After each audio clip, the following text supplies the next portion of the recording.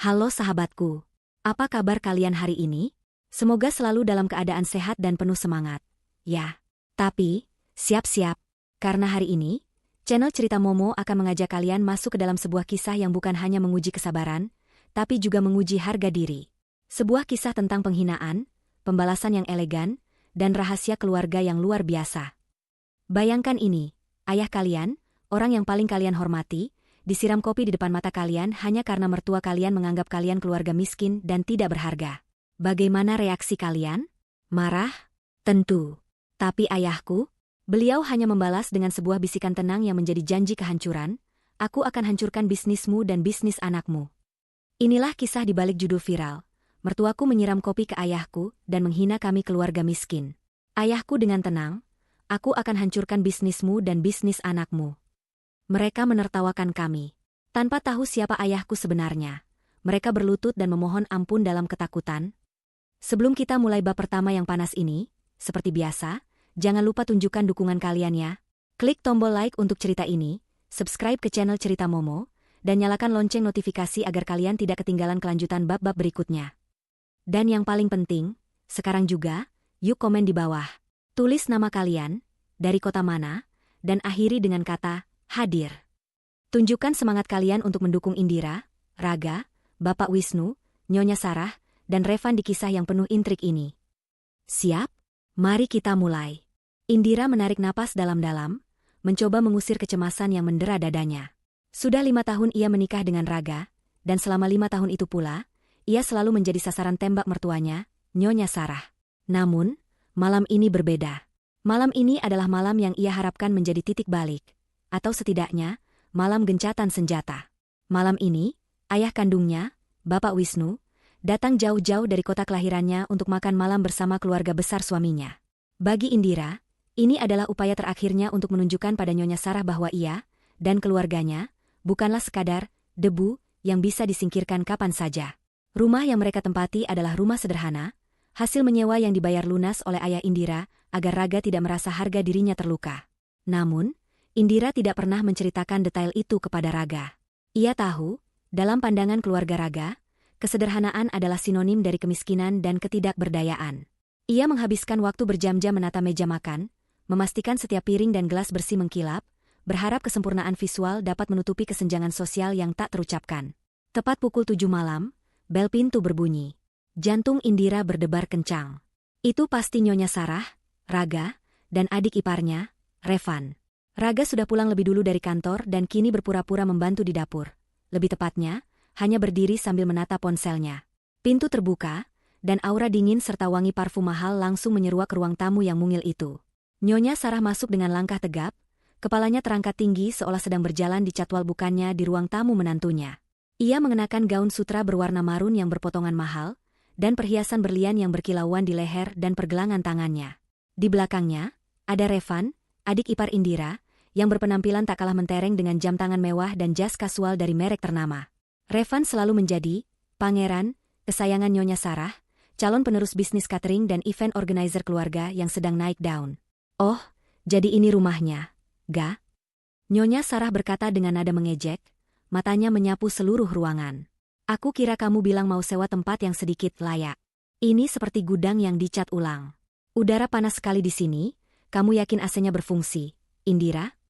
Indira memaksakan senyum, menahan rasa panas yang menjalar di pipinya. "Selamat datang, Bu Sarah, Revan. Mari masuk, ayah sudah di dalam." Raga langsung mendekat ke ibunya, mencium tangan Nyonya Sarah dengan penuh hormat. "Bu, maaf, memang agak sempit. Tapi ini yang terbaik yang bisa Indira siapkan." Raga melirik Indira dengan tatapan yang seolah menyalahkannya, membuat hati Indira semakin perih. Raga selalu memilih berpihak pada ibunya demi menjaga kenyamanannya sendiri. "Ayah?" Nyonya Sarah mengernyitkan dahi. "Oh iya, ayah, itu. Aku dengar dia dari kampung. Apa dia sudah mandi? Aku tidak mau dia mengotori karpet baruku." Revan menyeringai, mengeluarkan ponselnya seolah sedang merekam untuk bahan tertawaan. "Tenang, Bu. Kalau dia bau, kita bisa pura-pura batuk." Pada saat yang sama, Bapak Wisnu muncul dari ruang tengah. Beliau hanya mengenakan kemeja katun biasa berwarna biru muda yang sudah sedikit lusuh dan celana panjang berwarna krem. Penampilannya sangat sederhana, nyaris kontras total dengan kemewahan yang dibawa oleh Nyonya Sarah dan Revan. Namun, di balik kesederhanaan itu, ada ketenangan yang mengakar dalam diri Bapak Wisnu. Matanya memancarkan kehangatan, tetapi juga menyimpan kedalaman yang sulit dijangkau. Selamat malam, Nak Raga, Nak Revan, dan Ibu Sarah. Saya Wisnu, ayahnya Indira, sapa Bapak Wisnu dengan suara yang lembut dan berwibawa, mengulurkan tangan. Nyonya Sarah hanya mengulurkan ujung jari telunjuknya, menyambut salam itu dengan dingin. Nyonya Sarah Wirayudha. Saya rasa Anda tidak perlu tahu detail bisnis saya, intinya Anda harus tahu bahwa kami adalah keluarga terpandang di kota ini. Jadi, tolong jaga sikap Anda di depan kami. Revan tidak menyambut uluran tangan itu sama sekali. Ia hanya tertawa kecil, melirik jam tangannya. Pak, saya harap Anda tidak datang untuk meminta modal usaha atau pinjaman. Kami sedang sibuk. Bisnis catering kami sedang menjamur.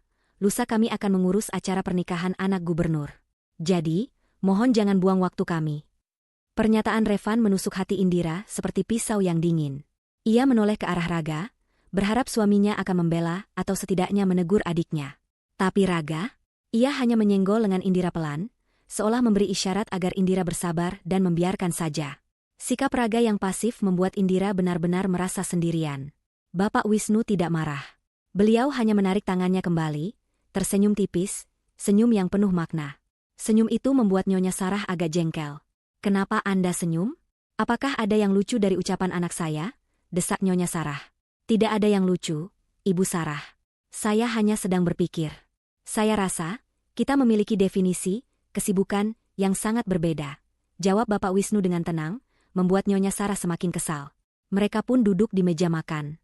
Nyonya Sarah mengeluhkan setiap detail. Taplak meja yang kurang mewah, sendok garpu yang tidak bermerek, hingga masakan rumahan yang disajikan Indira. Astaga, Indira. Kenapa kamu tidak pesan saja catering dari tempat kami? Masakanmu ini terlalu sederhana. Sejak kapan Raga makan makanan serendah ini? Indira benar-benar ingin menangis. Tetapi ayahnya memberi kode dengan matanya, memintanya untuk tetap kuat. Bu Sarah, ini masakan kesukaan Raga, dan saya memasaknya dengan cinta. Balas Indira, suaranya bergetar. Cinta? Cinta tidak bisa membayar tagihan, Nak. Cinta tidak bisa membeli aset. Lihatlah ayahmu. Bahkan sampai sekarang, dia masih terlihat seperti penjual di pasar. Bukan? Jadi, jangan bicara soal cinta. Bicaralah soal aset dan koneksi. Nyonya Sarah melanjutkan penghinaannya. Perbincangan berlanjut dengan Nyonya Sarah dan Revan yang sibuk memamerkan kekayaan dan koneksi mereka. Mereka membicarakan investasi terbaru, acara event organizer yang mereka kelola, dan betapa rendahnya level orang-orang yang hanya mengandalkan gaji bulanan. Raga sesekali ikut menimpali, memuji dan membenarkan setiap ucapan Nyonya Sarah. Di sisi lain meja, Bapak Wisnu hanya mendengarkan dengan saksama, sesekali menganggukkan kepala. Ia tidak menyombongkan diri sedikitpun, dan setiap kali Nyonya Sarah mencoba memojokkannya dengan pertanyaan soal pekerjaan, Bapak Wisnu selalu menjawab dengan samar-samar. Seperti, saya hanya mengurus beberapa hal, Ibu Sarah. Kebanyakan di balik layar. Jawaban itu malah membuat Nyonya Sarah dan Revan semakin bersemangat untuk menghina. Di balik layar? Oh, saya tahu. Anda pasti tukang sapu atau buruh pabrik yang shift malam, kan? Jadi, Anda tidak mau pamer karena memang tidak ada yang bisa dipamerkan. Lihatlah, Raga. Istrimu ini memang dari keluarga yang tidak tahu diri, tidak tahu standar hidup. Hardik Nyonya Sarah sambil menunjuk-nunjuk ke arah Bapak Wisnu dengan gerakan tangan yang kasar. Sampai di titik inilah, kesabaran Indira mencapai batasnya. Ia bangkit dari tempat duduk, tangannya mengepal erat di sisi tubuhnya. Bu Sarah, cukup. Itu ayah saya. Anda tidak punya hak untuk menghina beliau seperti itu. Raga menarik lengan Indira. Indira, duduk. Jangan membuat ibu marah. Dia sudah keterlaluan. Raga, desis Indira, air matanya mulai menggenang. Melihat Indira yang hampir menangis, Nyonya Sarah merasa menang. Ia tersenyum sinis, mengambil cangkir kopi panas yang ada di depannya. Matanya memandang Bapak Wisnu dengan penuh penghinaan. Lihatlah ini, Pak Wisnu si miskin. Nyonya Sarah berdiri, mendekati meja dan menuangkan sisa kopi panas itu ke kemeja katun yang dikenakan Bapak Wisnu. Cairan hitam kecoklatan itu langsung meresap, meninggalkan noda besar di dada Bapak Wisnu. Ini adalah simbol betapa kotorkannya status Anda di mata saya. Ini adalah tanda bahwa Anda tidak layak berada di ruangan yang sama dengan kami. Anda hanya sampah yang dibawa oleh putri Anda. Nyonya Sarah meletakkan cangkir itu kembali dengan keras. Suaranya meninggi penuh kemenangan. Raga kaget, tapi ia hanya mundur selangkah, tidak berani melawan ibunya. Revan mengeluarkan ponselnya lagi, merekam seluruh kejadian itu, tertawa terbahak-bahak. Indira berteriak dan langsung menghampiri ayahnya. Ayah, astaga, panas tidak? Kenapa Ibu Sarah melakukan ini? Bapak Wisnu tetap berdiri tegak. Ia menutup mata sejenak, mengambil napas, dan kemudian membuka matanya. Semua tawa dan ejekan di ruangan itu seketika terhenti saat mereka melihat perubahan drastis dalam sorot mata Bapak Wisnu. Ketenangan yang ia miliki menghilang, digantikan oleh kilatan kemarahan yang dingin dan mematikan. Wajah Bapak Wisnu yang biasanya lembut kini mengeras. Ia mengambil serbet, membersihkan kemejanya yang basah dengan sangat tenang, namun gerakannya dipenuhi dengan ancaman yang tak terucapkan. Bapak Wisnu melangkah maju, mendekat ke Nyonya Sarah, hingga jarak mereka hanya sejengkal. Senyumnya kembali, tetapi kali ini adalah senyum yang membuat bulu kuduk Nyonya Sarah merinding. Beliau mencondongkan tubuhnya, berbisik dengan suara yang sangat rendah dan dipenuhi otoritas yang mencekam, suara yang belum pernah didengar oleh siapapun sebelumnya. Aku akan hancurkan bisnismu dan bisnis anakmu. Ancaman itu diucapkan dengan begitu tenang, tanpa emosi yang meluap-luap, namun justru itulah yang membuatnya terasa mengerikan. Nyonya Sarah awalnya sempat terkejut, tetapi ia segera pulih, dan tawa sinisnya kembali meledak. Hancurkan? Bapak? Hahaha. Anda pikir Anda siapa? Miliarder dari Gunung Kidul? Jangan mimpi. Anda tidak punya apa-apa selain kemeja butut yang baru saja saya siram. Raga, Revan, dengar ini. Lelaki miskin ini mengancam kita. Ayo kita tertawakan dia. Revan dan Raga pun ikut tertawa terbahak-bahak, menganggap ancaman Bapak Wisnu hanyalah gertakan dari seorang pecundang yang harga dirinya terluka. Tawa mereka memenuhi ruang tamu yang kini terasa sangat sempit dan panas. Indira berdiri di antara tawa meremehkan suami dan mertuanya, dan ayahnya yang kini kembali memasang wajah datarnya. Air mata kemarahan dan kekecewaan membasahi pipi Indira. Ia merasa hina, dan ia melihat ayahnya juga dihina habis-habisan di depan matanya sendiri. Ia merasa pernikahan ini sudah tidak ada artinya lagi. Ayah, kita pergi sekarang, ujar Indira, menggandeng lengan ayahnya. Tunggu, nak, ada satu hal lagi yang harus kita lakukan sebelum pergi, jawab Bapak Wisnu. Pandangannya kembali tertuju pada Nyonya Sarah. Beliau menyentuh saku kemejanya yang basah, mengambil sesuatu, dan meletakkannya di atas meja makan. Itu adalah sebuah kartu nama dengan desain minimalis, hanya bertuliskan nama Wisnu di bagian tengah, dan di sudut bawah, terdapat logo kecil yang terukir sangat elegan. Nyonya Sarah dan Revan tidak memperhatikan detail logo itu. Mereka hanya melihat tulisan, Wisnu, dan kembali tertawa. Kartu nama? Bapak pikir ini lelucon? Di sini tertulis apa? Wisnu, penjual pecel lele terkaya se-Jawa Tengah, ejek Revan. Simpan baik-baik kartu nama itu, Ibu Sarah. Karena dalam beberapa hari ke depan, Anda akan sangat merindukan nama yang tertera di sana, kata Bapak Wisnu. Beliau kemudian menoleh ke Indira. Ayo, nak, sudah waktunya kita menunjukkan kepada mereka arti sebenarnya dari kehormatan. Indira dan Bapak Wisnu pun melangkah keluar dari rumah itu, meninggalkan Nyonya Sarah, Raga, dan Revan yang masih tertawa terbahak-bahak. Di luar, Bapak Wisnu tidak pergi ke mobil butut seperti yang dibayangkan oleh keluarga Raga. Sebaliknya, sebuah mobil sedan mewah berwarna hitam sudah menanti di tepi jalan. Sopir berbaju rapi membukakan pintu. Nyonya Sarah yang penasaran sempat mengintip dari jendela, dan ia melihat Bapak Wisnu masuk ke dalam mobil mahal itu, hanya untuk menepisnya dengan alasan, paling-paling itu mobil taksi online mewah. Dasar miskin, hanya mampu naik sekali-sekali. Di dalam mobil, Bapak Wisnu menyandarkan punggungnya. Ia merangkul Indira yang masih sesenggukan. Tenang, sayang. Mereka tidak tahu siapa aku. Mereka tidak tahu apa yang telah mereka sentuh. Dan mereka tidak akan pernah menyangka bahwa tawa mereka malam ini adalah tawa terakhir mereka di atas kehormatan kita. Bapak Wisnu mengeluarkan ponselnya.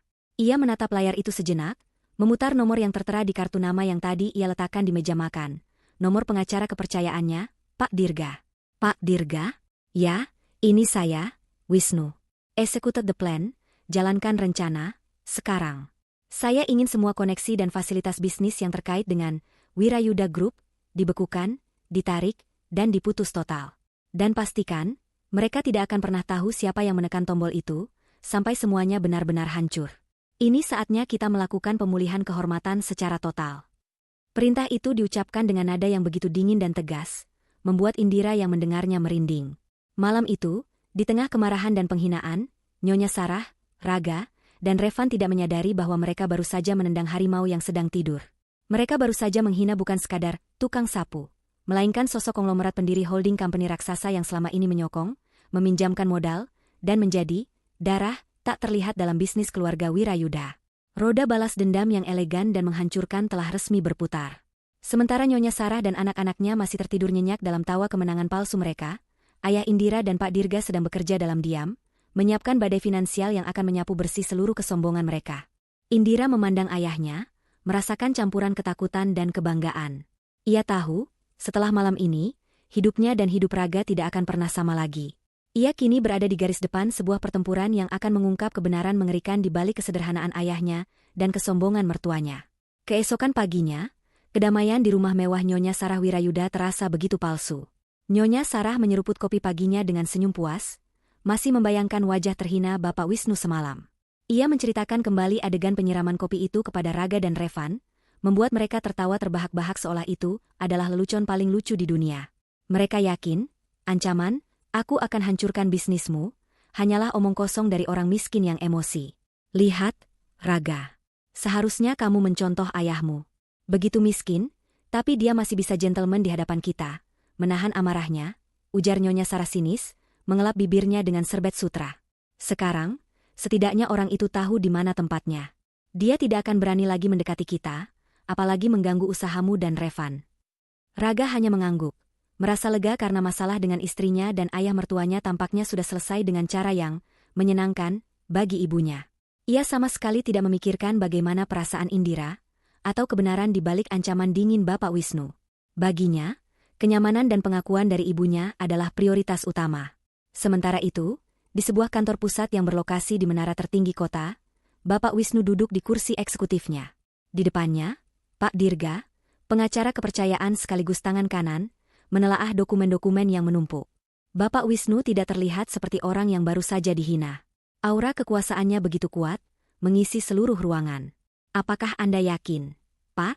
Ini akan menjadi guncangan besar bagi Wirayuda Group. Kita adalah penyokong utama mereka di 3 lini bisnis vital," tanya Pak Dirga hati-hati. "Yakin, Dirga?" "Sangat yakin," jawab Bapak Wisnu, suaranya mantap. "Mereka mengira kesederhanaan adalah kelemahan. Mereka menyentuh harga diriku dan, yang lebih parah, harga diri putriku. Harga yang harus mereka bayar adalah kesombongan mereka sendiri." Bapak Wisnu menjelaskan detail rencana yang sudah disiapkan Pak Dirga sejak semalam. Pertama, pemutusan kontrak sepihak. Bukan hanya kontrak catering, tapi semua kontrak logistik dan suplai bahan baku yang selama ini tanpa Nyonya Sarah sadari, dikendalikan oleh anak perusahaan holding Bapak Wisnu. Kedua, penarikan tiba-tiba semua fasilitas pinjaman lunak yang diberikan oleh bank-bank rekanan Bapak Wisnu, yang selama ini menjadi modal kerja utama Wirayuda Group. Ketiga, pembekuan aset-aset penting yang dijadikan jaminan, aset-aset yang sebenarnya memiliki masalah legalitas dan kini berada di bawah pengawasan ketat legal tim Bapak Wisnu. "Saya ingin mereka merasakan betul artinya kehancuran," kata Bapak Wisnu. "Saya ingin mereka tahu bagaimana rasanya berdiri tanpa sokongan sepeser pun. Lakukan secara simultan, Dirga. Mulai siang ini." Pak Dirga mengangguk, terkesan dengan ketenangan dan ketegasan bosnya. "Siap, Pak Wisnu. Saya akan pastikan mereka tidak bisa berbuat apa-apa. Seluruh tim sudah siap." Siang harinya, di kantor Wirayuda Group, Revan sedang merayakan kemenangan kecilnya. Ia baru saja mendapatkan berita bahwa salah satu pesaing utama mereka mengalami masalah besar. Ia bersorak, merasa bisnisnya tak tertandingi. Tiba-tiba, telepon berdering. Itu adalah panggilan dari klien terbesar mereka, Bapak Sutejo, yang akan menyelenggarakan pernikahan akbar anak gubernur lusa. Wajah Revan langsung pucat setelah mendengar ucapan di seberang sana. "Apa? Bapak Sutejo, Anda tidak bisa membatalkan kontrak sekarang. Kami sudah menyiapkan segalanya," teriak Revan panik. "Maaf, Nak Revan. Ini bukan pembatalan. Ini perintah dari holding kami. Mereka memutuskan semua kerjasama dengan Wirayuda Group. Mereka bilang ada masalah etika bisnis yang sangat serius." Suara Bapak Sutejo terdengar formal dan dingin. "Masalah etika bisnis? Apa maksud Anda? Siapa holding Anda?" "Saya tidak bisa menyebutkan namanya, Nak Revan. Tapi mereka sangat besar. Saya hanya mendapat instruksi untuk menghentikan semua transaksi dengan Anda," tutup Bapak Sutejo, lalu menutup teleponnya. Revan masih mematung, ponselnya terlepas dari tangan. Kerugian dari pembatalan kontrak ini saja sudah mencapai puluhan miliar. Belum lagi denda yang harus dibayar. Belum sempat ia menenangkan diri, telepon dari supplier utama bahan baku datang. "Revan, kami harus menahan semua pengiriman. Ada masalah dengan pendanaan kami," kata supplier itu. "Pendanaan? Kalian adalah perusahaan raksasa. Ada apa dengan kalian?" tanya Revan, mulai gemetar. "Maaf, kami baru saja mendapat instruksi dari perusahaan induk kami untuk menghentikan semua suplai ke klien yang tidak memiliki riwayat kredit yang bersih." Seketika itu, Revan menyadari sesuatu yang janggal. Dua perusahaan raksasa membatalkan kerjasama dan suplai secara bersamaan?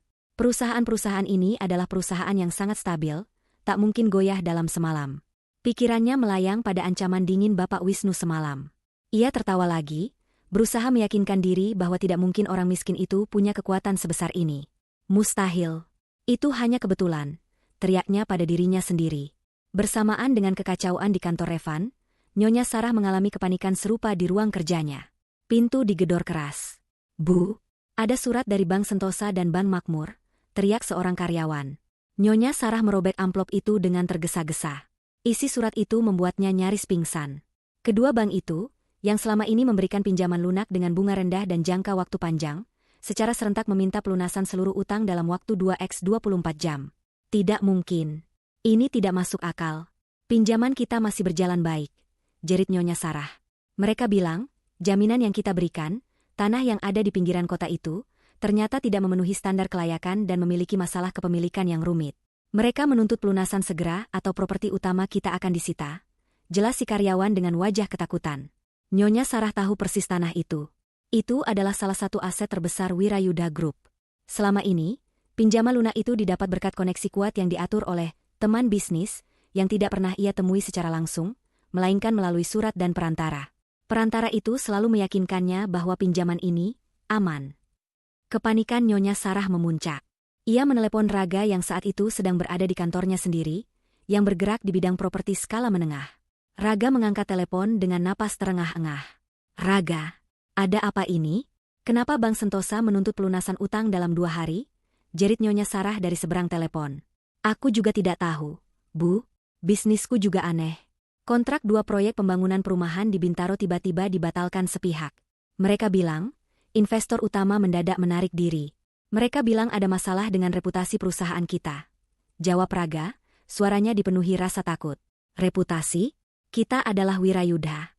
Kita punya reputasi yang tak terlukiskan, Raga." "Tidak, Bu. Pihak investor menyebutkan bahwa mereka tidak ingin berurusan dengan entitas bisnis yang memiliki masalah moral dan etika. Aku tidak mengerti apa maksud mereka." Tiba-tiba, Raga teringat dengan ucapan Bapak Wisnu. Ancaman itu. Ancaman kehancuran. Wajahnya yang pucat kini mulai memerah karena darah yang berdesir ke kepala. Ia tertawa kering. "Tidak mungkin, Bu. Itu hanya kebetulan. Mana mungkin orang miskin seperti Ayah Indira bisa melakukan semua ini? Mustahil." Sementara keluarga Wirayuda dilanda kekacauan dan berusaha mencari tahu sumber bencana yang datang serentak, Indira sedang berada di sebuah kedai kopi yang tenang. Ia menunggu ayahnya, Bapak Wisnu. Ia telah memutuskan, ia tidak akan kembali ke rumah Raga sampai ayahnya memberinya perintah. Bapak Wisnu tiba, mengenakan setelan jas kasual yang rapi dan elegan. Bukan jas mahal yang mencolok, tetapi jas yang memancarkan kualitas dan kekuasaan tanpa perlu berteriak. Kontras dengan kemeja lusuh yang disiram kopi semalam, kini Bapak Wisnu terlihat benar-benar seperti sosok yang ia sembunyikan selama ini. "Ayah, apa yang terjadi? Semalam aku mendengar Ibu Sarah berteriak histeris di telepon dengan Raga. Apa yang sudah Ayah lakukan?" tanya Indira, hatinya dipenuhi rasa cemas sekaligus penasaran. Bapak Wisnu tersenyum hangat, meraih tangan putrinya. "Aku hanya menepati janji, Nak. Aku bilang, aku akan menghancurkan mereka. Mereka menertawakan kehormatan kita, dan aku akan membuat mereka menangis darah untuk harga diri yang sudah mereka injak." Bapak Wisnu kemudian mengungkapkan rahasia terbesar yang selama ini ia simpan. Ia menceritakan bahwa Wirayuda Group bukan sepenuhnya perusahaan mandiri. Beberapa tahun yang lalu, di masa krisis finansial, Nyonya Sarah pernah memohon bantuan kepada teman lama suaminya. Teman lama itu, yang kini telah meninggal, ternyata adalah rekan kerja dan bawahan Bapak Wisnu di awal karirnya. Saat itu, Bapak Wisnu menyelamatkan Wirayuda Group dari kebangkrutan total. Ia menyuntikkan modal, memberikan koneksi, dan bahkan menyediakan jaminan aset untuk pinjaman bank, tetapi dengan satu syarat, namanya tidak boleh muncul dalam dokumen publik. Ia ingin tetap menjadi orang biasa di mata publik, terutama di mata putrinya. Aku ingin kamu mencintaiku sebagai ayahmu yang sederhana, bukan sebagai Wisnu, the invisible hand di balik semua konglomerasi ini. Nak, jelas Bapak Wisnu. Aku hanya ingin melihat kejujuran dan ketulusan Raga. Aku ingin melihat apakah dia benar-benar tulus mencintaimu, terlepas dari latar belakangku. Indira tertegun. Jadi, selama ini, kesombongan Nyonya Sarah dan Revan didasarkan pada kekayaan yang sebagian besar berasal dari holding ayahnya sendiri, dan ayahnya hanya diam, menunggu untuk melihat ketulusan Raga. Tapi, Raga.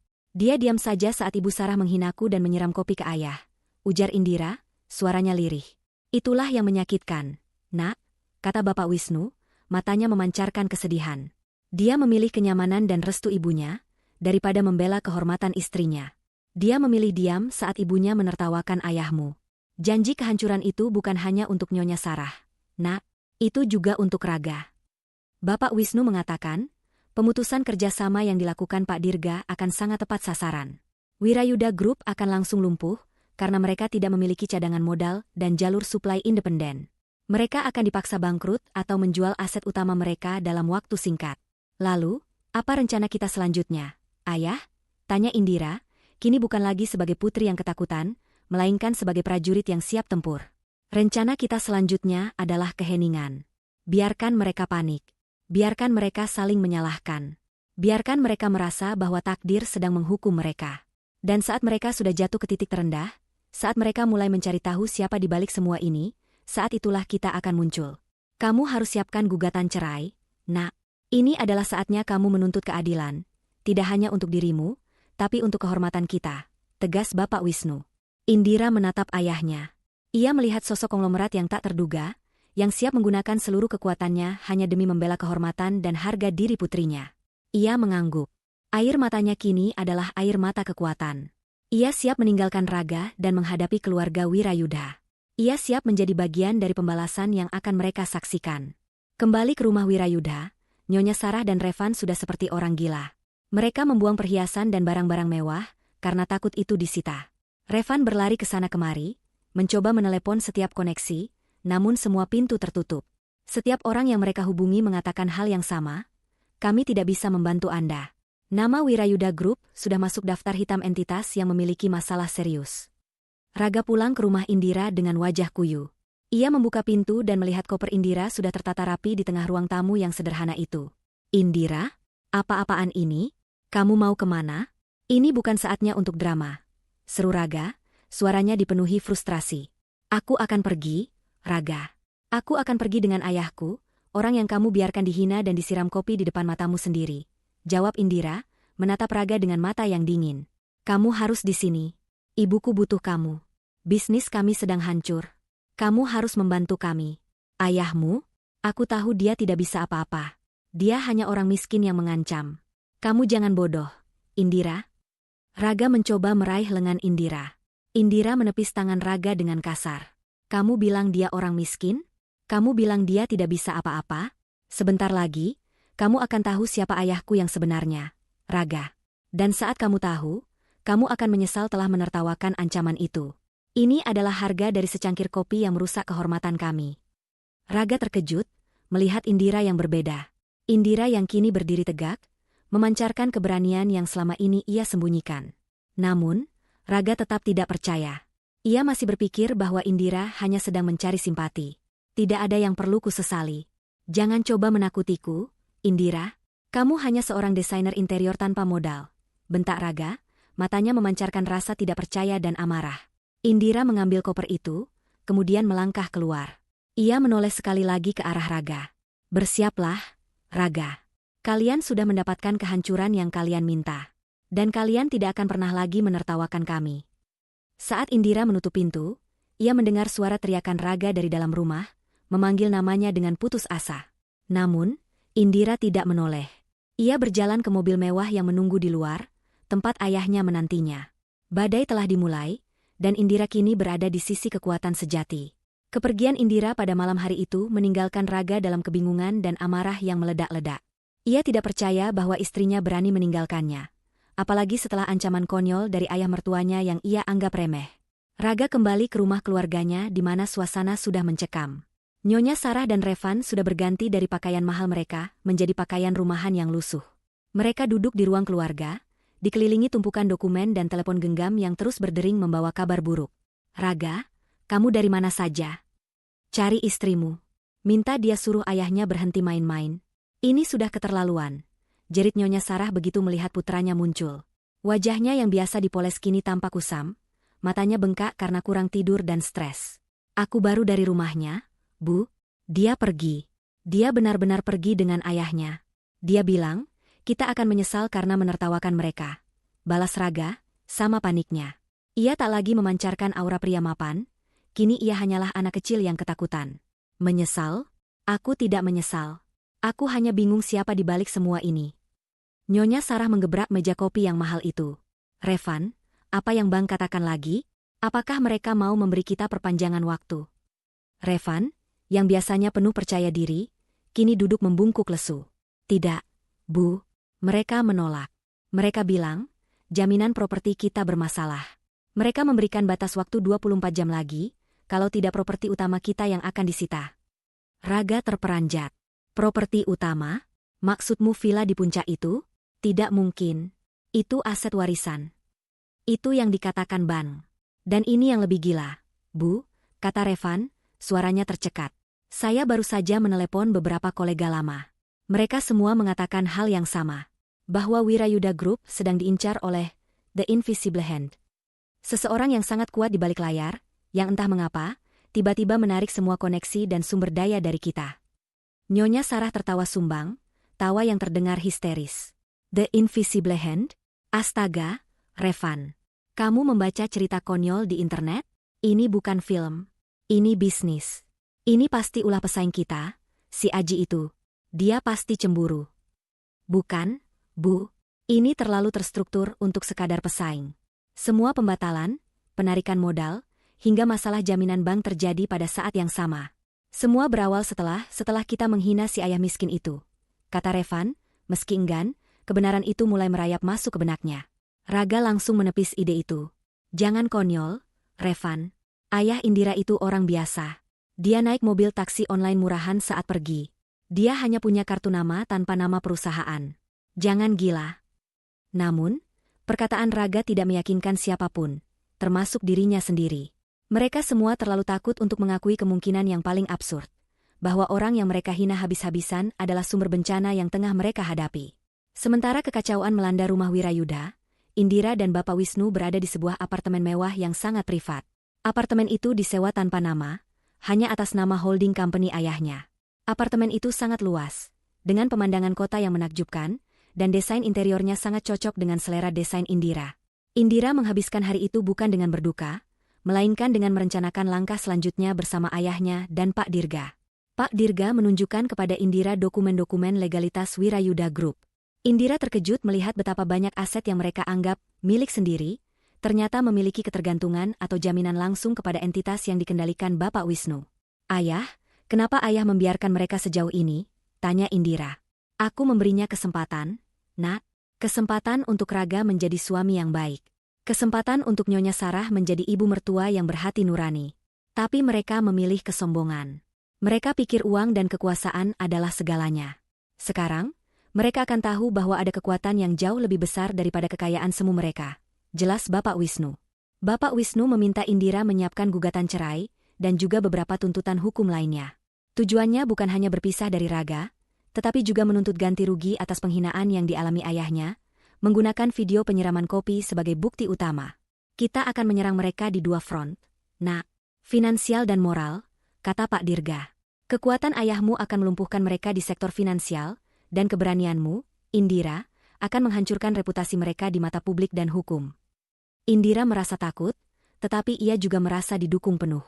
Keberanian ayahnya menular padanya. Aku siap, Pak Dirga. Aku tidak akan membiarkan penghinaan itu terjadi lagi. Kepanikan di kediaman Wirayuda mencapai klimaksnya. Telepon Nyonya Sarah berdering lagi, kali ini dari asistennya yang menangis histeris. Bu Sarah, kantor catering kita. Semua bahan baku yang tersisa di gudang sudah ditarik. Mereka bilang ada klausa utang yang harus segera diselesaikan. Mereka datang dengan petugas keamanan. Kita tidak bisa mengadakan acara apapun. Nyonya Sarah menjatuhkan teleponnya. Ia memegang kepalanya, rambutnya acak-acakan. Tidak, tidak mungkin. Kita harus cari tahu siapa yang melakukannya. Ini pasti teror. Raga, yang sejak semalam mencoba menghubungi Indira tanpa hasil, kini mengambil tindakan drastis. Ia ingat kartu nama yang ditinggalkan Bapak Wisnu di meja makan, yang selama ini mereka tertawakan. Raga mengambil kartu nama itu. Hanya nama, Wisnu, dan logo kecil. Tidak ada nomor telepon perusahaan, gerutu Raga. Logo itu. Aku seperti pernah melihatnya. Gumam Revan, matanya menyipit saat menatap logo elegan di sudut kartu. Revan adalah ahli dalam mengenali merek dan logo-logo korporasi besar, karena pekerjaannya. Ia mengambil ponselnya, gemetar, dan mulai mencari di internet. Dia mengetikkan deskripsi logo itu. Tangan Revan mulai berkeringat. Dia mencari lagi dengan kombinasi kata kunci yang lebih spesifik, membandingkan bentuk geometris, dan warna emas yang tersembunyi. Beberapa detik kemudian, wajahnya berubah pucat pasi, seperti mayat hidup. Raga dan Nyonya Sarah menatap Revan dengan penuh tanya. Revan, ada apa? Katakan, desak Nyonya Sarah. Revan mengangkat wajahnya, suaranya hanya berupa bisikan ketakutan. Bu, Raga, logo ini adalah lambang dari Ascendan Group. Hening. Nama itu menggema di ruangan itu. Ascendan Group. Perusahaan holding raksasa yang tidak pernah berinteraksi dengan publik, tetapi dikenal sebagai pengendali di balik puluhan perusahaan multinasional di bidang logistik, perbankan, dan properti. Kekuatan finansial mereka tidak terukur. Mereka adalah the invisible hand yang nyata. Nyonya Sarah tertawa lagi, kali ini tawa yang benar-benar hampa. Ascendan Group? Kamu bercanda, Revan? Itu perusahaan yang nilai asetnya lebih besar dari seluruh kota ini. Tidak mungkin ayah si Indira itu, dia hanya. Dia adalah pendiri dan pemiliknya. Bu, potong Revan, air matanya mulai mengalir. Saya ingat, 3 tahun lalu, saat kita menghadiri forum bisnis tertutup, saya melihat video presentasi tentang sejarah Ascendan. Mereka menyebutkan pendirinya selalu merahasiakan identitasnya, hanya menggunakan nama samaran di surat-surat resmi, dan nama aslinya adalah Wisnu. Bapak Wisnu yang kita hina itu, dia adalah konglomerat yang paling tertutup di Asia. Dia sengaja menyembunyikan kekayaannya. Raga langsung terduduk lemas di sofa. Tubuhnya menggigil. Semua ejekan, semua tawa, semua hinaan terhadap kemeja butut, dan keluarga miskin, kini berbalik menjadi palu godam yang menghantam kesadaran mereka. Mereka tidak hanya menghina orang kaya, mereka menghina sosok yang secara teknis adalah pemilik sesungguhnya dari sebagian besar aset mereka. Mobil taksi online mewah itu adalah mobil dinas yang disamarkan. Bu, dia pura-pura menjadi orang sederhana agar kita tidak curiga. Dia ingin melihat kejujuran Raga. Teriak Revan, menangis seperti anak kecil. Nyonya Sarah bangkit, tubuhnya limbung. Tidak mungkin. Semua aset kita, semua kekayaan kita, dia yang menopangnya selama ini. Raga ingat ancaman ayah mertuanya, aku akan hancurkan bisnismu dan bisnis anakmu. Ancaman itu kini tidak lagi lucu. Ancaman itu adalah perintah eksekusi mati finansial. Raga meraih ponselnya dengan tangan gemetar, mencoba menghubungi nomor Indira lagi, tapi nomor itu sudah tidak aktif. Sementara di apartemen mewah, Bapak Wisnu menerima laporan dari Pak Dirga. Semua sudah berjalan lancar. Pak Wisnu, Wirayuda Group sudah lumpuh total. Mereka sekarang tahu siapa Anda. Revan sedang histeris dan Nyonya Sarah mengalami serangan panik kecil. Lapor Pak Dirga. Bagus, Dirga, jawab Bapak Wisnu sambil menyesap tehnya. Sekarang, berikan waktu 24 jam. Biarkan mereka berkubang dalam ketakutan dan penyesalan itu. Setelah itu, kita akan mengirimkan undangan resmi. Undangan apa, Pak? Undangan untuk berlutut, jawab Bapak Wisnu, senyum kecil muncul di sudut bibirnya. Dan bersamaan dengan undangan itu, kita kirimkan surat gugatan cerai Indira. Biar Raga tahu bahwa ia kehilangan segalanya, bukan hanya harta, tapi juga istrinya, karena ia gagal membela kehormatan. Indira, yang mendengarkan percakapan itu, menarik napas panjang. Ia kini tidak lagi takut. Ia merasa lega. Kekuatan ayahnya telah memberinya kebebasan. Malam itu, Nyonya Sarah, Raga, dan Revan tidak bisa tidur. Kekayaan mereka yang dibangun dari kesombongan, kini runtuh total dalam waktu kurang dari 48 jam, hanya karena secangkir kopi yang disiram. Mereka saling menyalahkan, memaki-maki, dan menangis. Ketakutan akan kehancuran finansial dan sosial telah melanda mereka. Mereka tahu, satu-satunya jalan keluar adalah dengan menemui si ayah miskin itu, yang ternyata adalah raja bisnis yang kekuatannya tak terbayangkan. Raga menatap kartu nama Wisnu itu lagi. Ia tidak lagi melihat nama seorang pecundang. Ia melihat nama seorang algojo yang datang menagih harga kehormatan yang ia biarkan dihina. Ia harus mencari Indira. Ia harus mencari ayahnya. Sebelum semuanya benar-benar berakhir. Keesokan harinya, keputusasaan melingkupi rumah Wirayudha. Mereka tidak bisa lagi lari dari kenyataan. Nyonya Sarah, Raga, dan Revan kini berkumpul. Wajah mereka kusam dan penuh ketakutan. Mereka telah mencoba menghubungi setiap relasi, tetapi semua nomor tidak aktif atau menolak panggilan mereka. Nama Wirayudha Group sudah menjadi pariah di kalangan elit bisnis kota. Kita harus temui dia. Si ayah miskin itu. Kita harus berlutut. Kita harus minta maaf.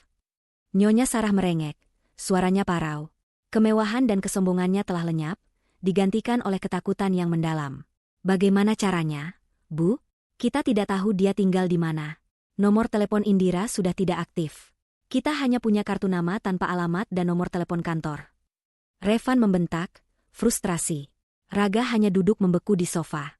Pikirannya kosong. Ia menyesali semua yang telah ia lakukan, terutama diamnya dia saat ayah Indira dipermalukan. Ia menyadari, dirinya hanyalah seorang pengecut yang bergantung pada kekayaan ibunya. Di tengah kebingungan itu, bel pintu rumah mewah itu berbunyi. Kali ini, bukan teriakan histeris dari kurir atau kolega, melainkan suara sopan dari interkom. Selamat pagi, saya Pak Dirga, dari kantor hukum Ascendan Legal. Saya ingin bertemu dengan Nyonya Sarah Wirayudha dan Bapak Raga Wirayudha. Mendengar nama Ascendan, Nyonya Sarah dan Raga langsung melompat panik. Sosok The Invisible Hand itu kini mengirim utusannya. Ini bukan lagi ancaman, ini adalah eksekusi. Mereka membuka pintu, dan di sana berdiri Pak Dirga, pengacara pribadi Bapak Wisnu, mengenakan setelan jas yang sempurna dan membawa sebuah tas kulit mewah. Aura profesionalismenya sangat mengintimidasi. Silakan masuk, Pak Dirga. Oh, terima kasih sudah repot-repot datang, ujar Nyonya Sarah dengan suara yang dibuat-buat ramah, sangat kontras dengan sikapnya yang angkuh biasanya. Pak Dirga masuk tanpa basa-basi. Ia tidak tertarik dengan basa-basi. Saya datang atas nama klien saya, Bapak Wisnu, dan putri beliau, Nyonya Indira. Saya membawa dua hal yang sangat penting. Pak Dirga meletakkan tasnya di meja dan mengeluarkan dua map. Map pertama berwarna merah. Map merah ini berisi surat peringatan hukum dan somasi. Seluruh pinjaman yang dijamin oleh aset Bapak Wisnu melalui holding company kami akan ditarik paksa dalam 1x24 jam. Ini termasuk rumah ini, mobil Anda, dan beberapa properti komersial Wirayudha Group. Semua ini adalah jaminan yang kini sudah kami anggap gagal bayar. Jelas Pak Dirga, suaranya datar. Nyonya Sarah jatuh terduduk. Tidak. Jangan. Kami akan bayar. Kami akan jual semuanya. Beri kami waktu. Waktu sudah habis sejak Nyonya menyiram kopi ke klien saya. Jawab Pak Dirga dingin, mengabaikan ratapan Nyonya Sarah. Lalu, Pak Dirga mengambil map kedua, yang berwarna putih. Ia memberikannya kepada Raga. Dan ini, Bapak Raga, adalah surat gugatan cerai dari Nyonya Indira.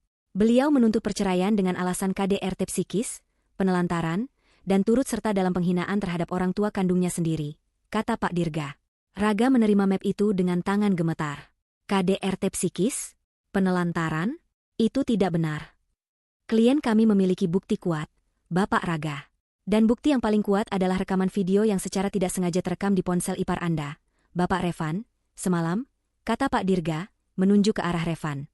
Revan tersentak. Ia ingat, ia merekam kejadian penyiraman kopi itu dengan tujuan untuk mengejek Bapak Wisnu di grup chat teman-temannya. Ia tidak pernah berpikir rekaman itu akan menjadi senjata makan tuan.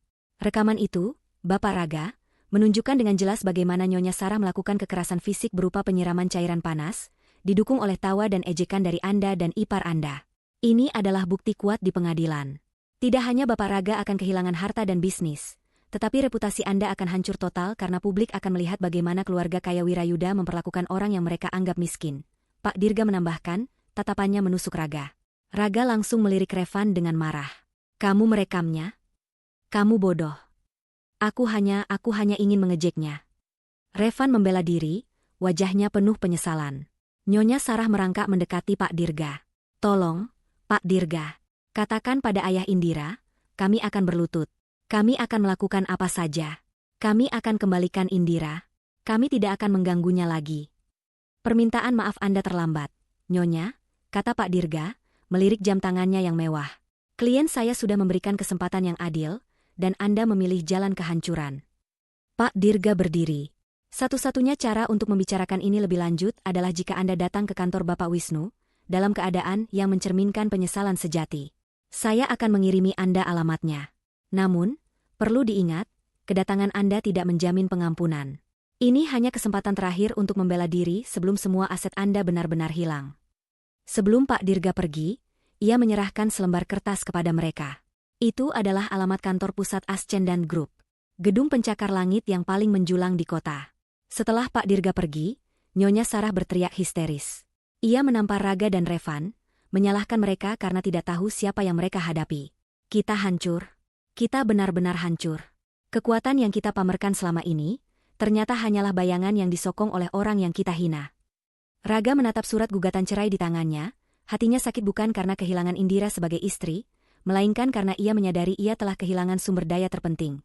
Keluarga yang jujur, yang kini ternyata memiliki kekuasaan yang tak terbayangkan. Mereka bertiga tahu, besok pagi, mereka harus datang ke kantor itu. Ke kantor Bapak Wisnu, sang ayah miskin, sang Wisnu, pendiri Ascendan Group. Mereka harus datang bukan sebagai pengusaha angkuh, tetapi sebagai pengemis yang berlutut, memohon belas kasihan. Kepanikan di tengah kegelapan informasi kini telah berubah menjadi kepastian kehancuran total. Malam itu, setelah kepergian Pak Dirga, rumah Wirayuda terasa seperti sebuah penjara mewah. Nyonya Sarah, Raga, dan Revan tidak bisa memejamkan mata. Surat somasi dan gugatan cerai terasa seperti bom waktu. Mereka sepakat untuk mencari Bapak Wisnu sebelum janji pertemuan resmi yang ditetapkan Pak Dirga. Mereka berpikir, jika mereka berlutut dan memohon maaf secara pribadi, Bapak Wisnu mungkin akan luluh, tanpa perlu melihat kemewahan kantor pusat Ascendan. Dia bilang dia dari kampung. Kita harus cari tahu di mana kampungnya, seru Nyonya Sarah, berjalan mondar-mandir. Raga mengingat ledekan ibunya, miliarder dari Gunung Kidul. Itu hanyalah ejekan, tetapi kini, Raga dan Revan mulai mempercayainya. Mereka berasumsi bahwa Bapak Wisnu pasti memiliki rumah atau tempat persembunyian sederhana di daerah asalnya, tempat ia melepaskan penat dari kesibukan raksasa perusahaannya. Aku akan mengerahkan semua koneksi untuk mencari alamat rumah lamanya di luar kota, kata Revan, sisa-sisa kesombongannya terkikis oleh rasa takut. Mungkin dia masih menyimpan sentimental terhadap tempat kelahirannya. Kita harus datang ke sana, memohon pengampunan di tanah kelahirannya. Dengan sisa-sisa koneksi yang mereka miliki, beberapa bodyguard dan seorang penyelidik swasta yang belum tahu bahwa Wirayuda Group sudah bangkrut, mereka berhasil mendapatkan alamat di sebuah desa terpencil di Jawa Tengah. Informasi itu sengaja disebarkan oleh tim keamanan Bapak Wisnu sebagai umpan, agar Bapak Wisnu punya waktu untuk mempersiapkan pertemuan mereka. Mereka tidak tahu, alamat yang mereka dapatkan adalah rumah peninggalan orang tua Bapak Wisnu, yang kini telah dijadikan yayasan sosial sederhana. Pagi buta, Nyonya Sarah, Raga, dan Revan memulai perjalanan jauh. Mereka terpaksa menggunakan mobil pribadi Raga yang kini sudah masuk daftar aset yang akan disita, karena mobil-mobil mewah Nyonya Sarah sudah ditarik dan diblokir aksesnya. Perjalanan yang memakan waktu belasan jam itu terasa seperti siksaan. Mereka, yang biasa bepergian dengan pesawat pribadi atau mobil super mewah, kini harus merasakan panasnya jalanan dan kemacetan. Ini semua salahmu, Raga. Kenapa kamu menikah dengan perempuan dari keluarga miskin itu? Lihat, kita sekarang harus pergi ke pelosok untuk berlutut di hadapan si tukang sampah, keluh Nyonya Sarah sepanjang perjalanan. Aku tidak tahu, Bu. Aku pikir Indira sama sepertiku, dia hanya seorang desainer biasa. Dia tidak pernah bercerita soal ayahnya yang seperti ini. Raga membela diri, meskipun ia tahu kesalahannya jauh lebih besar karena tidak pernah membela Indira. Revan, yang bertugas menyetir, hanya diam. Pikirannya dipenuhi ketakutan. Ia membayangkan betapa malunya ia jika harus berlutut di hadapan kamera handphone ayah Indira yang kini ia yakini merekam segalanya. Ia menyesali tawa sinisnya yang kini terasa begitu bodoh. Setelah perjalanan yang melelahkan, mereka tiba di alamat yang mereka cari. Itu adalah sebuah rumah tua sederhana yang terbuat dari kayu, dikelilingi pagar bambu, jauh dari bayangan Nyonya Sarah. Di depan rumah itu, ada plang kecil bertuliskan, Yayasan Kesejahteraan Sosial Kasih Bapak. Ini markas rahasia si konglomerat itu? Nyonya Sarah bergumam, tidak percaya. Raga, kamu yakin kita tidak salah alamat? Aku tidak yakin, Bu, Tapi ini alamat yang diberikan oleh tim pencari kita, jawab Raga, mulai merasa curiga. Mereka pun turun dari mobil. Nyonya Sarah, yang biasanya berjalan tegap dengan sepatu hak tingginya, kini berjalan kesulitan di jalanan tanah. 3 orang yang mewakili kemewahan kota besar itu tampak kontras dan menyedihkan di lingkungan pedesaan yang damai. Seorang wanita parubaya yang ramah keluar dari rumah. Selamat datang. Ada yang bisa saya bantu, bapak-bapak, ibu? Kami mencari Bapak Wisnu. Apakah beliau ada di sini? Tanya Nyonya Sarah, berusaha terdengar sehormat mungkin. Wanita itu tersenyum tulus. Oh, Bapak Wisnu? Beliau memang pemilik yayasan ini, tapi beliau jarang sekali kemari, Bu. Beliau hanya mengirim bantuan finansial dan perwakilan setiap bulannya. Beliau sangat peduli dengan anak-anak yatim di sini, tapi identitas beliau sangat rahasia. Kenapa, Bu? Apakah Anda keluarga? Nyonya Sarah terpaku. Jadi, The Invisible Hand itu bukan bersembunyi di sini, melainkan menggunakan tempat ini sebagai kedok sederhana untuk kegiatan amalnya. Ini adalah pukulan telak. Bapak Wisnu tidak hanya kaya, tapi juga memiliki hati yang mulia, sangat berbeda dengan keluarga mereka yang hanya mementingkan kekayaan. Kami adalah keluarga. Kami sangat butuh bertemu beliau. Ada urusan bisnis yang sangat penting, ujar Raga, memelas. Maaf, Bapak. Saya tidak diizinkan memberikan nomor kontak beliau. Semua urusan bisnis diurus oleh perwakilannya. Mungkin Bapak bisa coba di kantor pusat Ascendan Group? Saya dengar beliau akan ada pertemuan penting hari ini. 3 wajah Wirayuda itu seketika pucat. Mereka sadar, mereka telah membuang hampir 24 jam berharga untuk sebuah sandiwara yang diatur oleh ayah Indira. Bapak Wisnu sudah tahu mereka akan mencari tempat persembunyiannya yang sederhana, dan ia menggunakan kebiasaan sombong mereka yang meremehkan orang miskin untuk mengelabui mereka. Mereka kembali ke mobil dengan kekalahan yang memalukan. Mereka sekarang harus memacu mobil itu kembali ke kota dalam waktu yang sangat singkat, karena janji pertemuan resmi dengan Bapak Wisnu sudah semakin dekat. Rasa malu dan frustrasi kini bercampur dengan ketakutan yang mencekam. Mereka baru menyadari betapa jauhnya level mereka dibandingkan Bapak Wisnu. Mereka hanyalah boneka yang kekayaan dan asetnya bisa dimainkan oleh sang pemilik. Kita sudah dipermainkan. Dia menertawakan kita. Dia tahu kita akan mencari ke sini. Nyonya Sarah menjerit, menendang-nendang dashboard mobil. Bu, kita harus cepat. Kita harus sampai sebelum janji Pak Dirga. Kalau tidak, kita akan kehilangan semuanya, kata Raga, menyalakan mesin mobilnya dengan panik. Saat mobil itu melaju kencang kembali ke kota, Revan teringat pada kartu nama yang ditinggalkan Bapak Wisnu. Bukan hanya nama Wisnu yang tertera, tetapi juga logo Ascendan Group yang kini ia pahami. Ia menyadari bahwa Bapak Wisnu sebenarnya sudah memberikan petunjuk yang sangat jelas. Petunjuk yang mereka remehkan karena kesombongan mereka sendiri.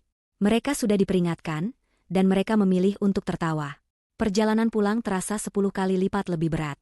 Mereka kini tahu bahwa mereka akan menghadapi takdir mereka, tidak di rumah kayu sederhana, melainkan di puncak menara kekuasaan, di hadapan raja bisnis yang kekuatannya mereka remehkan karena hanya menilai dari sehelai kemeja yang disiram kopi. Mereka harus bersiap untuk berlutut. Setelah perjalanan kembali yang penuh penderitaan dan penyesalan, Nyonya Sarah, Raga, dan Revan tiba di kota dengan kondisi fisik dan mental yang hancur. Mereka tidak sempat berganti pakaian, wajah mereka terlihat kuyu, dan aura kesombongan yang dulu melekat telah lenyap total. Pukul menunjukkan tepat 20 menit menjelang janji temu mereka di kantor pusat Ascendan Group. Mereka memarkir mobil Raga di area parkir bawah tanah gedung pencakar langit itu. Begitu memasuki lobi, mata mereka langsung disuguhi kemewahan yang menakjubkan. Lobi itu didominasi marmer putih gading, hiasan kristal, dan keamanan yang sangat ketat.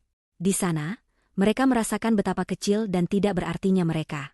Kekayaan yang mereka miliki selama ini hanyalah debu dibandingkan dengan kekuatan finansial yang mereka saksikan. Bu, kita tidak punya apa-apa lagi, bisik Revan, suaranya tercekat. Ia melihat plakat perunggu besar bertuliskan Ascendan Group yang bersinar, lambang yang sama dengan logo kecil di kartu nama Bapak Wisnu. Kita berlutut di hadapan dewa yang salah. Nyonya Sarah hanya bisa mengangguk. Ia berusaha merapikan rambutnya yang berantakan, mencoba mengembalikan sedikit martabatnya yang sudah hilang. Mereka mendekati meja resepsionis dengan langkah ragu-ragu. Kami memiliki janji dengan Bapak Wisnu. Atas nama keluarga Wirayudha, ujar Raga, suaranya nyaris tak terdengar. Resepsionis, seorang wanita muda dengan tatapan profesional yang tajam, langsung tersenyum sopan. Oh, Tuan Raga, Bapak Wisnu dan Nyonya Indira sudah menunggu Anda. Silakan naik ke lantai teratas. Mereka dibawa ke lift khusus yang hanya melayani lantai eksekutif. Di dalam lift yang berlapis emas itu, ketegangan mencekik. Nyonya Sarah mengeluarkan tisu, menyeka air matanya yang kering. Ingat, Raga, Revan. Kita berlutut. Kita minta maaf. Kita serahkan semua. Kita bilang kita siap hidup miskin, asalkan dia membatalkan gugatan cerai Indira dan membiarkan bisnis kita sedikit bernapas. Raga mengangguk, namun pikirannya dipenuhi oleh Indira. Ia ingin melihat istrinya. Ia ingin melihat apakah Indira juga menyesali perpisahan ini. Pintu lift terbuka. Mereka tiba di lantai teratas. Lantai itu sangat hening. Karpet tebal meredam setiap suara langkah. Pemandangan kota dari sana terlihat seperti miniatur. Di ujung lorong, ada ruang tunggu yang sangat besar. Dan di sana, mereka melihatnya. Di ruang tunggu mewah itu, duduklah Indira. Indira tidak lagi terlihat seperti istri yang pemalu dan sering menangis karena diremehkan. Ia mengenakan gaun hitam yang elegan, rambutnya ditata rapi, dan wajahnya dipoles dengan make-up tipis yang menonjolkan ketenangannya. Di sampingnya, duduk Pak Dirga, yang sedang meninjau dokumen dengan tatapan serius. Indira mendongak ketika mendengar langkah kaki mereka. Mata Indira bertemu dengan mata Raga. Tidak ada kemarahan, tidak ada kesedihan, hanya ada kekosongan yang dingin. Indira. Raga melangkah maju, tangannya terulur. Sayang, syukurlah kamu baik-baik saja. Kamu harus membantu kami. Ayahmu. Tunggu di tempat Anda, Bapak Raga, potong Pak Dirga tanpa mengangkat kepala dari dokumennya. Nyonya Indira adalah klien kami sekarang. Anda tidak diperkenankan menyentuh atau berbicara dengannya tanpa persetujuan. Raga terpaku. Ia menoleh ke Indira, memohon dengan matanya. Indira, tolong. Kita bisa bicara baik-baik. Kamu tidak perlu melakukan ini. Indira bangkit berdiri. Gerakannya anggun, namun penuh jarak. Ia menatap Raga, Nyonya Sarah, dan Revan dengan tatapan yang menunjukkan bahwa ia sudah berada di level yang sama sekali berbeda. Aku sudah bicara baik-baik selama 5 tahun, Raga. Aku sudah memohon, aku sudah sabar, dan aku sudah memaafkan. Tapi kamu memilih untuk diam, bahkan saat ayahku dipermalukan. Ujar Indira, suaranya tenang, namun menusuk. Kalian datang ke sini untuk menemui ayahku. Urusan kita sudah selesai di pengadilan. Nyonya Sarah maju dengan langkah yang lemah. Ia mencoba menarik simpati. Indira, ibu tahu ibu salah. Ibu minta maaf. Kami tidak tahu siapa ayahmu. Kami kira dia hanya orang biasa. Ibu janji, ibu tidak akan pernah menghinamu lagi. Ibu akan merestui hubungan kalian. Indira tersenyum sinis. Restu? Restu kalian tidak berarti apa-apa bagi ayahku, Bu Sarah. Ayahku memiliki segalanya yang kalian pamerkan, bahkan lebih. Beliau tidak butuh restu dari keluarga yang memiliki keangkuhan semu. Revan mencoba bernegosiasi.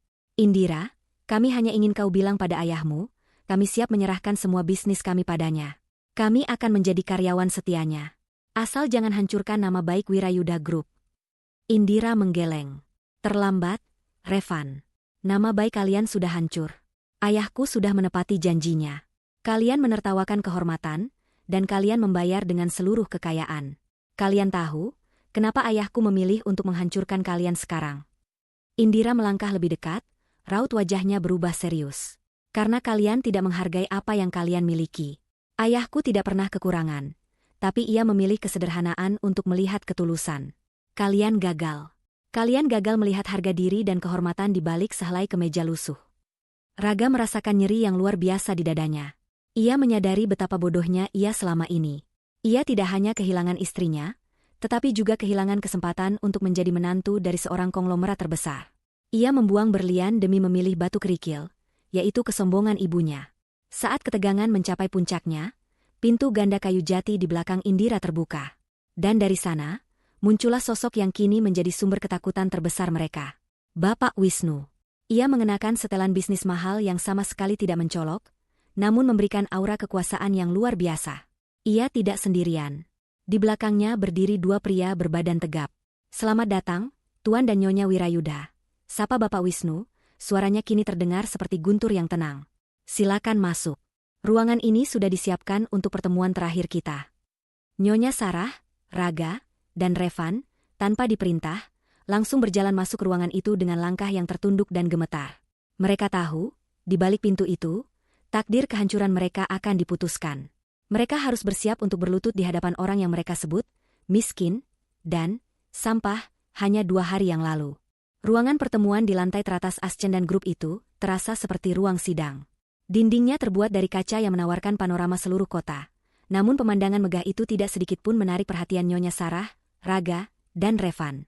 Mereka duduk di kursi yang terlalu besar, di seberang meja yang terbuat dari kayu solid, berhadapan langsung dengan Bapak Wisnu. Di sisi Bapak Wisnu, duduk Indira dan Pak Dirga. Bapak Wisnu memulai pertemuan itu tanpa basa-basi, tanpa sapaan ramah. Suaranya terdengar berat dan memancarkan otoritas mutlak. Saya tidak punya banyak waktu. Kedatangan Anda hanya untuk satu tujuan, konfirmasi penyesalan Anda dan menerima konsekuensi atas perbuatan Anda. Nyonya Sarah tidak bisa menahan diri lagi. Ia bangkit dari kursinya, tubuhnya gemetar, dan langsung menjatuhkan diri ke lantai marmer yang dingin, berlutut di hadapan Bapak Wisnu. Air mata palsu yang selalu ia gunakan untuk manipulasi kini bercampur dengan air mata ketakutan yang sesungguhnya. Bapak Wisnu, saya mohon ampun. Saya bersumpah, saya tidak tahu siapa Bapak. Kami terlalu sombong. Kami mengira kami bisa menghina semua orang yang lebih rendah dari kami.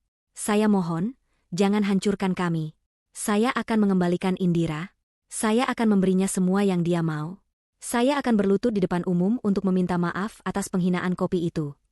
Nyonya Sarah merangkak ke depan meja, mencium ujung sepatu Bapak Wisnu. Revan dan Raga, melihat ibunya sudah berlutut, segera mengikuti. Mereka menjatuhkan diri, menundukkan kepala serendah-rendahnya. Maafkan kami, Pak Wisnu. Kami pantas dihukum. Kami bodoh. Tolong, jangan hancurkan Wirayuda Group. Itu adalah nama baik yang dibangun ibu selama puluhan tahun. Kami janji akan melayani Anda seumur hidup kami. Mohon Revan, suaranya dipenuhi putus asa. Raga mengangkat wajahnya yang basah oleh keringat dan air mata, menatap Bapak Wisnu. Ayah, saya salah. Saya pengecut. Saya tidak membela Indira. Saya tidak membela ayah. Saya hanya ingin satu hal, beri saya kesempatan kedua. Saya akan buktikan bahwa saya mencintai Indira. Jangan cerai kami, ayah. Jangan biarkan saya kehilangan semuanya. Bapak Wisnu membiarkan mereka berlutut selama beberapa detik, menikmati keheningan yang dipenuhi penyesalan. Lalu, ia mengangkat tangannya dengan isyarat tenang, meminta Pak Dirga untuk memulai. Pak Dirga, kata Bapak Wisnu. Pak Dirga membuka tablet di depannya. Baik. Nyonya Sarah, Bapak Raga, Bapak Revan. Klien kami tidak tertarik dengan permintaan maaf Anda yang terlambat, atau sumpah setia Anda yang munafik. Pak Dirga menunjukkan grafik di layar besar. Bisnis Anda sudah hancur total. Bukan karena pesaing atau takdir buruk, melainkan karena Anda sendiri. Perusahaan yang membatalkan kontrak, bank yang menuntut pelunasan, dan supplier yang menarik barang adalah entitas yang secara langsung atau tidak langsung di bawah kendali Ascen dan Group. Tindakan ini adalah hasil dari klausul etika bisnis yang kami masukkan diam-diam ke dalam setiap perjanjian, yang Anda langgar secara terang-terangan dengan mempermalukan pendiri kami. Nyonya Sarah menjerit pelan, menyadari betapa rumit dan rapinya jebakan yang mereka masuki. Bapak Wisnu memotong. Nyonya Sarah, ketika Anda menyiram kopi ke kemeja saya, Anda tidak hanya menyiram cairan panas. Anda menyiram simbol kehormatan saya di hadapan putri saya. Dan harga kehormatan tidak bisa dibayar dengan janji kosong. Indira kemudian mengambil alih, berdiri di samping ayahnya. Ia memegang surat gugatan cerai Raga.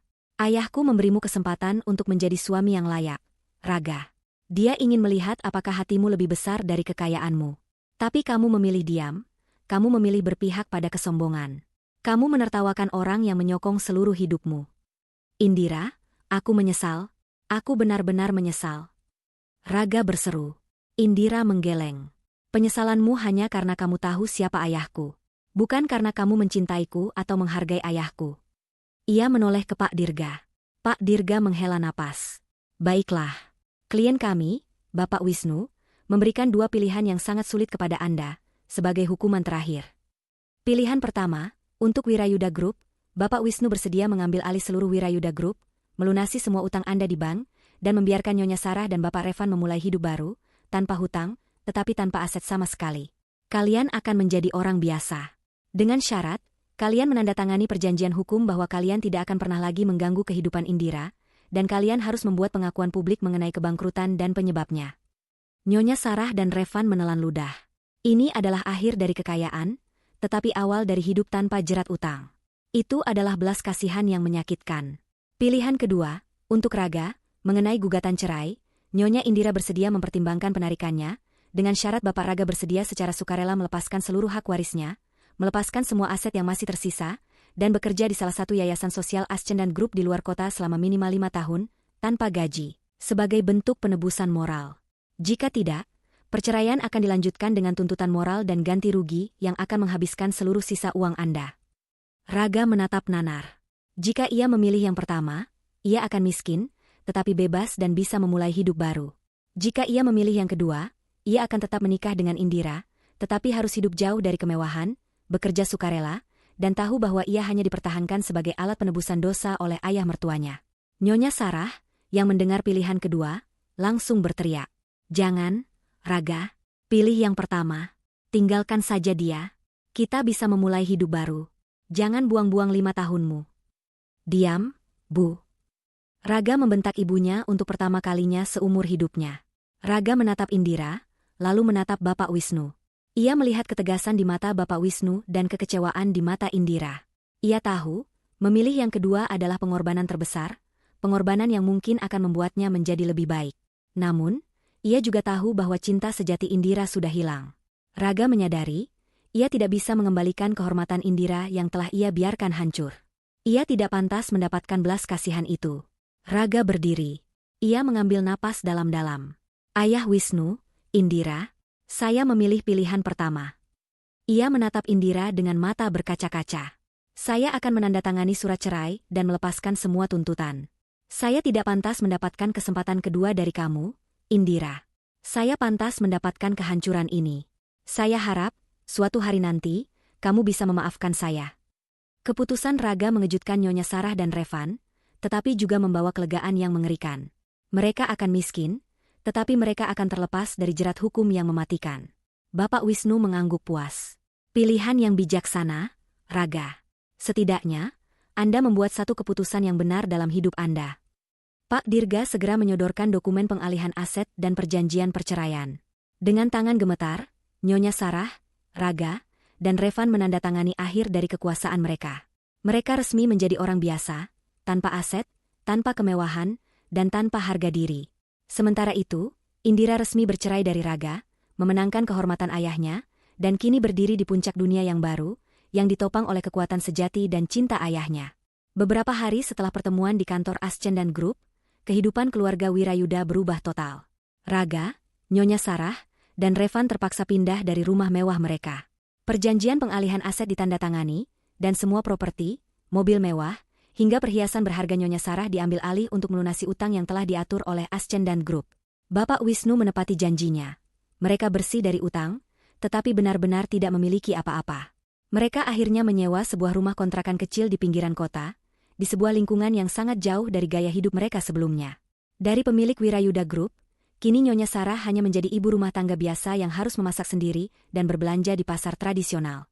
Revan, sang pangeran bisnis, terpaksa mencari pekerjaan serabutan karena reputasinya yang hancur membuat tidak ada perusahaan mapan yang mau menerimanya. Penderitaan terbesar datang dari penyesalan.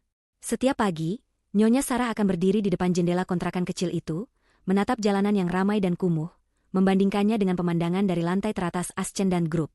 Air matanya kini tumpah bukan karena kehilangan harta, melainkan karena rasa malu dan pengakuan betapa bodohnya ia dulu. Ia menyesali tawa sinisnya yang kini terasa seperti kutukan. Ia menyadari, kekejamannya terhadap Bapak Wisnu dan Indira telah dibayar dengan harga yang sangat mahal. Bu, aku dapat pekerjaan sebagai pelayan di kafe, lumayan untuk bayar sewa bulan depan, kata Revan suatu malam, wajahnya terlihat lelah dan penuh luka batin. Nyonya Sarah hanya bisa menangis. Dulu kamu mengurus pernikahan anak gubernur, sekarang kamu mengurus pesanan kopi? Ini semua karena kopi yang ibu siram, Revan. Kita menyia-nyiakan kekayaan dan kehormatan. Sementara itu, Raga terpuruk lebih dalam. Ia bukan hanya kehilangan harta, tetapi juga istrinya, Indira. Ia resmi menjadi duda. Ia mencoba mencari pekerjaan, tetapi kemanapun ia pergi, ia ditolak karena berita tentang kebangkrutan Wirayuda Group sudah menjadi rahasia umum. Ditambah lagi dengan tuntutan cerai yang menyinggung KDRT psikis, reputasinya sudah sangat buruk. Ia sadar, penyesalannya tidak ada artinya. Ia telah kehilangan Indira, seorang wanita yang sebenarnya sangat mencintainya, hanya demi mempertahankan restu dan kenyamanan ibunya. Suatu hari, Raga memberanikan diri menelepon nomor lama Indira. Tentu saja, nomor itu masih tidak aktif. Ia kemudian menelepon kantor Ascendan Group, tetapi resepsionis selalu mengatakan, Nyonya Indira tidak menerima panggilan pribadi. Raga tahu, ia harus melakukan sesuatu untuk mendapatkan pengampunan moral. Meskipun ia tahu ia tidak akan mendapatkan Indira kembali. Ia mulai menjadi relawan di rumah sakit setempat, melakukan pekerjaan yang paling kotor dan melelahkan, sebagai bentuk penebusan dosanya. Ia belajar keras dan ikhlas, sebuah pelajaran yang tidak pernah ia dapatkan saat hidup dalam kemewahan. Di sisi lain kota, Indira memulai kehidupan barunya. Ia tidak kembali menjadi desainer interior biasa. Dengan dukungan finansial dan koneksi ayahnya, ia mendirikan perusahaan desain interior kelas atas yang bergerak di bawah naungan Ascendan Group. Perusahaannya langsung melejit, menangani proyek-proyek raksasa. Indira membuktikan bahwa bakat dan kerja kerasnya, yang dulu diremehkan, kini menjadi kekuatan yang tak terbantahkan. Bapak Wisnu sangat bangga. Ia menghabiskan lebih banyak waktu dengan putrinya, mengajarkan strategi bisnis dan bagaimana mengelola kekuasaan dengan etika. Ia menekankan bahwa kehormatan lebih penting daripada kekayaan, dan pembalasan yang dilakukan adalah untuk mengembalikan kehormatan, bukan untuk menumpuk harta. Ayah, apakah ayah tidak keterlaluan kepada mereka? Mereka benar-benar tidak punya apa-apa lagi, tanya Indira suatu malam, saat melihat berita tentang penjualan aset Wirayuda. Bapak Wisnu menatap putrinya. Nak, mereka tidak pernah tahu apa artinya tidak punya apa-apa. Mereka hanya tahu apa artinya tidak lagi bisa pamer. Aku tidak mengambil nyawa mereka. Aku hanya mengambil apa yang membuat mereka sombong. Biarkan mereka merasakan betapa sulitnya orang yang mereka hina harus berjuang dari nol, tanpa koneksi. Bapak Wisnu kemudian memberitahu Indira satu hal lagi. Aku meminta Pak Dirga untuk meninggalkan sedikit informasi. Sebuah petunjuk kecil. Jika mereka benar-benar tulus menyesal dan berusaha keras tanpa meminta-minta, mereka akan menemukan peluang di luar sana. Jika mereka hanya merengek, mereka akan tetap miskin. Itu adalah ujian terakhirku untuk melihat apakah mereka bisa menjadi manusia yang lebih baik. Indira mengerti. Ayahnya tidak hanya menghukum, tetapi juga memberikan pelajaran hidup yang sangat mahal. Indira tidak pernah melupakan perlakuan yang ia terima. Ia menggunakan kisah penyiraman kopi itu sebagai inspirasi. Ia mendesain sebuah ruangan khusus di kantornya, di mana di salah satu sudutnya, ia meletakkan sebuah cangkir kopi kecil, sebagai pengingat akan titik terendah dan titik balik hidupnya. Itu adalah simbol dari betapa mahalnya harga sebuah penghinaan. Keputusan Indira untuk maju dan sukses tanpa raga menjadi inspirasi bagi banyak wanita di kota itu. Ia membuktikan bahwa seorang wanita yang teraniaya dapat bangkit dan berdiri di puncak kekuasaan, bukan dengan membalas kejahatan dengan kejahatan, melainkan dengan membuktikan nilai dirinya yang sebenarnya.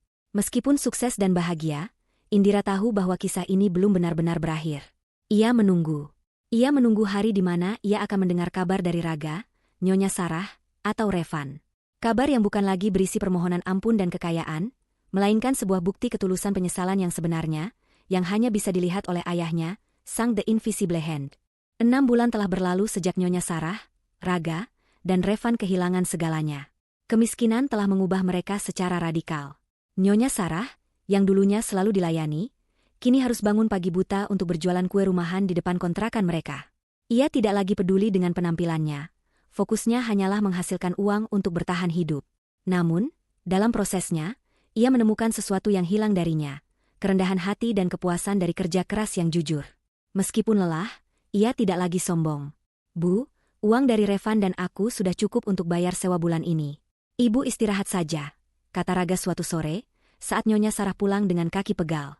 Nyonya Sarah tersenyum lelah. Dulu ibu menertawakan orang yang bekerja keras. Gah. Sekarang, ibu tahu, keringat ini lebih berharga daripada semua berlian ibu dulu. Ibu hanya menyesal kenapa ibu tidak belajar ini saat kamu dan Indira masih bersama. Revan, yang bekerja sebagai pelayan kafe, juga mengalami transformasi. Ia tidak lagi mengendarai mobil mewah, melainkan menggunakan transportasi umum, yang memberinya kesempatan untuk berinteraksi dengan orang-orang dari berbagai lapisan masyarakat. Ia belajar sopan santun dan kesabaran, kualitas yang tidak pernah ia miliki saat ia berada di puncak kekuasaan. Di antara ketiganya, Raga adalah yang paling terpukul, namun juga yang paling tulus dalam penebusan dosanya.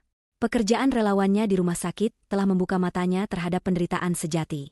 Ia tidak lagi memohon kembali pada Indira, ia hanya memohon agar hatinya bisa dimaafkan. Suatu hari, saat Raga sedang membersihkan gudang penyimpanan alat-alat bekas di rumah sakit, ia menemukan sebuah kotak tua yang berisi tumpukan dokumen lama.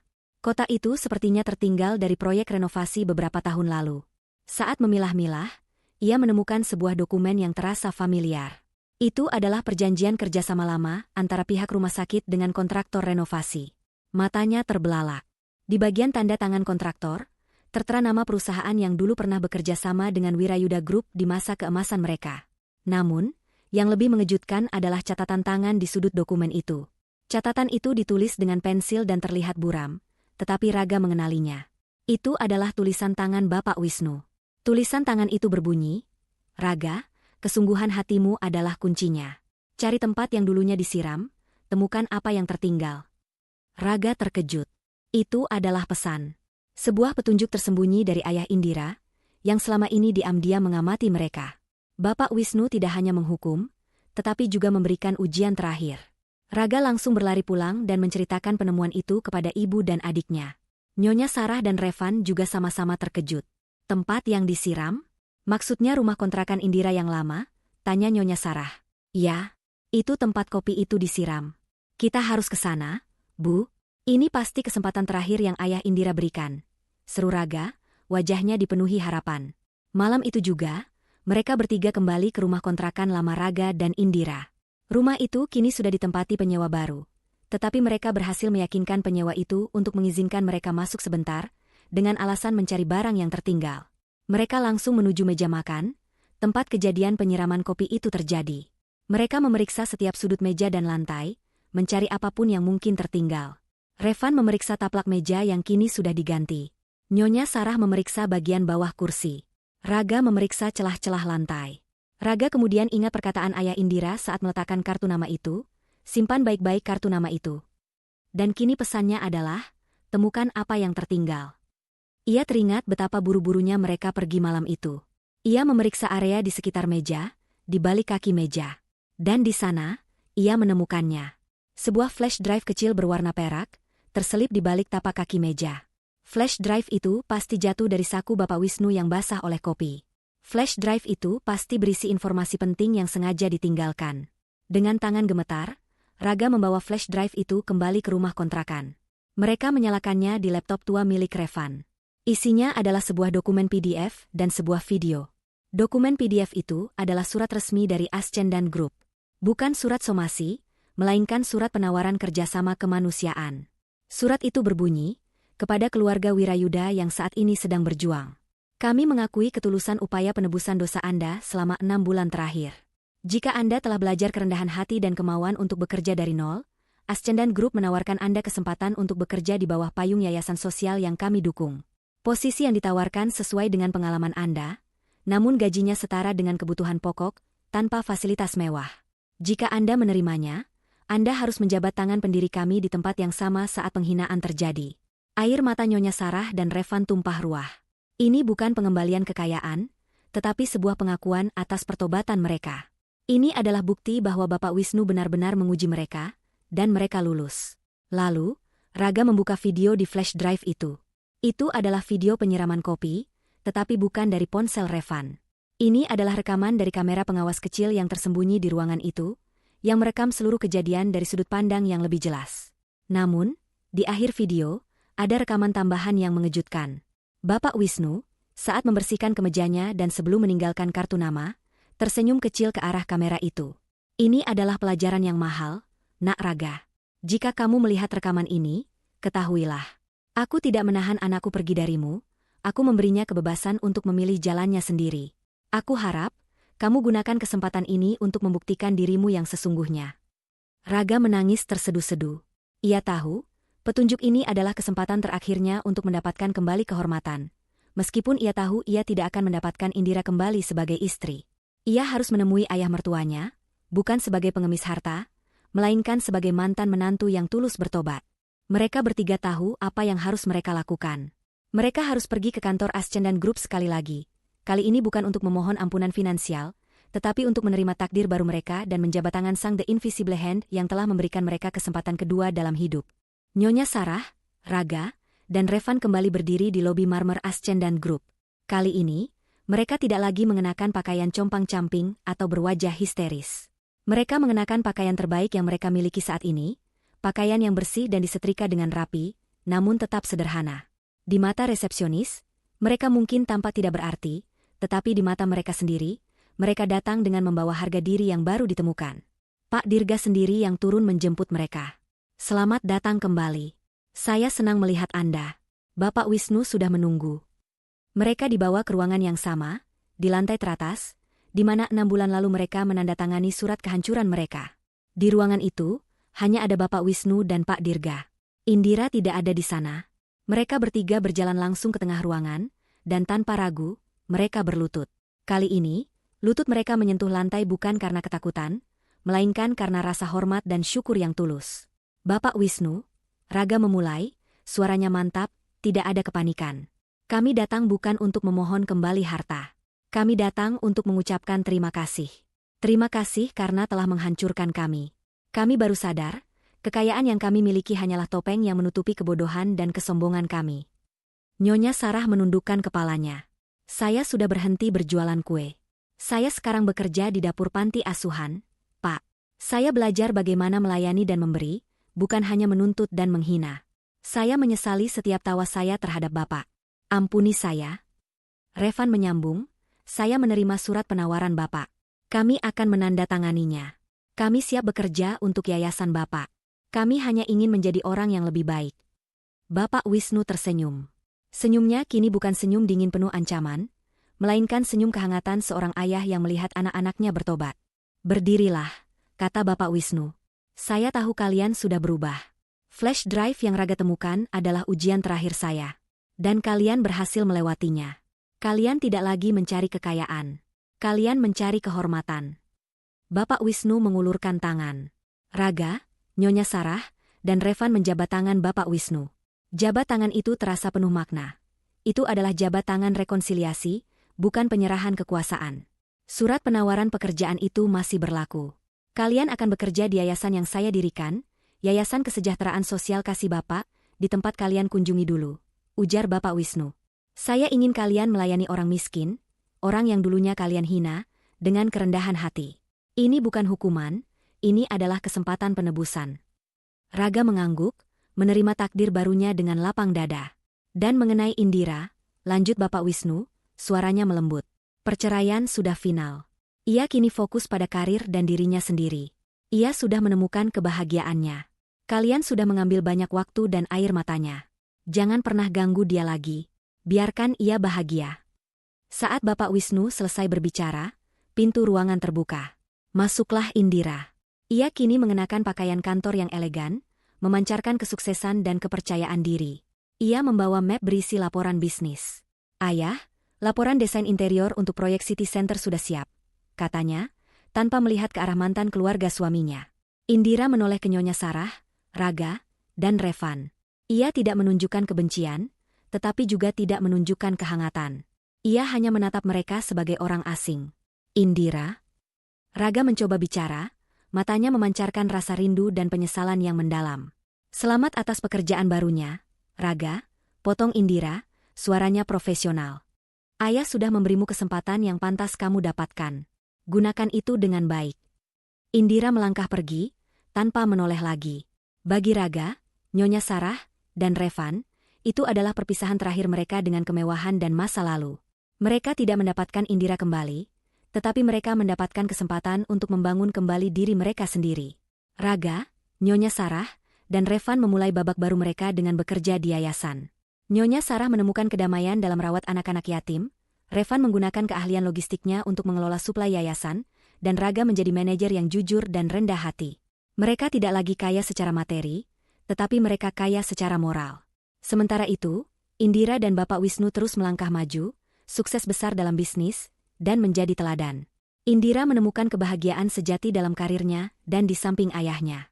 Ia tahu, mahkota yang ia kenakan kini bukanlah mahkota dari berlian atau gelar nyonya besar, melainkan mahkota kehormatan dan harga diri yang didapat setelah ayahnya mengorbankan rahasia terbesarnya demi membela dirinya. Keluarga Wirayuda membayar mahal untuk secangkir kopi, tetapi mereka semua akhirnya menemukan jalan menuju penebusan dan kehormatan sejati. Harga diri dan kehormatan jauh lebih mahal daripada kekayaan dan kesombongan semu. Kesederhanaan bisa menyembunyikan kekuatan yang tak terduga, dan penyesalan yang tulus akan selalu diberikan kesempatan untuk penebusan.